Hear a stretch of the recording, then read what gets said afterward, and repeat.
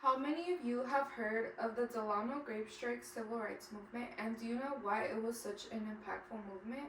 Many of you have probably heard of the familiar names Cesar Chavez and Dolores Huerta. These are the heroic activists who started this movement and helped change the lives of many Mexican Americans forever.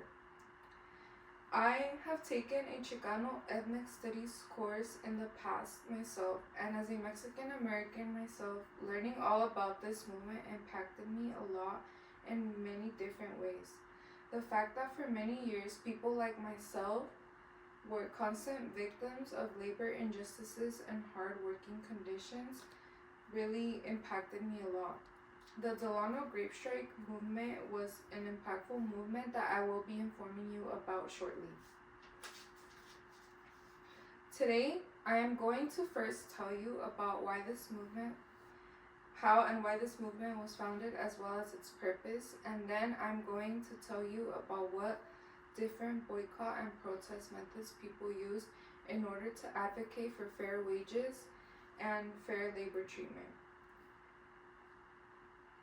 Finally, I will tell you what methods made this movement a total success.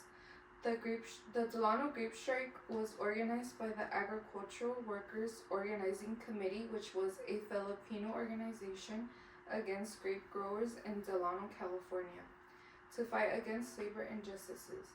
The NFWA, led by Dolores Huerta and Cesar Chavez, chose to join these Filipino workers on the strike. The Delano Grape Strike consisted of nonviolent marches, boycotts, and protests. They were happening wherever growers were trying to recruit workers not participating in the strike, who were also known as scabs. The march from Delano to Sacramento, California, which was the biggest march in U.S. history, was roughly 300 miles and lasted ultimately 25 days. The nonviolent hunger or huelga strikes, which were organized by Cesar Chavez and Dolores Huerta, was a very strong method that helped bring awareness to these issues that various farm workers were experiencing. This method led to growers experiencing the impact of the strike.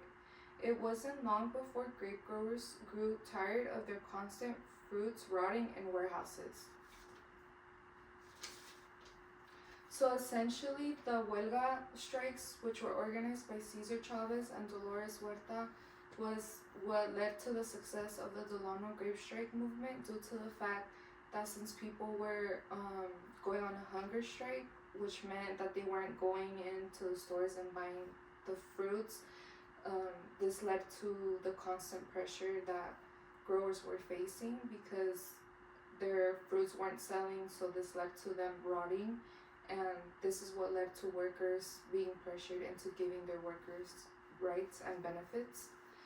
On July 29, 1970, 5 years after the strike began, Dolores Huerta negotiated a settlement with the table grape growers that provided higher wages and benefits for many workers, ending the most successful consumer boycott in labor history.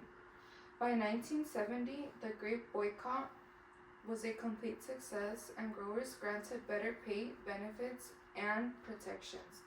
If you guys did not know about the Delano Grape Strike movement before, I hope you guys have gained some knowledge with my presentation, and I thank you guys so much for your time. Does anybody have any questions? How does the movement continue to impact people today? So the Delano Grape Strike movement continues to impact a lot of people, specifically Mexican Americans, to this day, because now, due to this movement, a lot more people are aware to their agricultural as well as their labor rights, and now people are more educated on their benefits that they deserve as farm workers. Is there any more questions?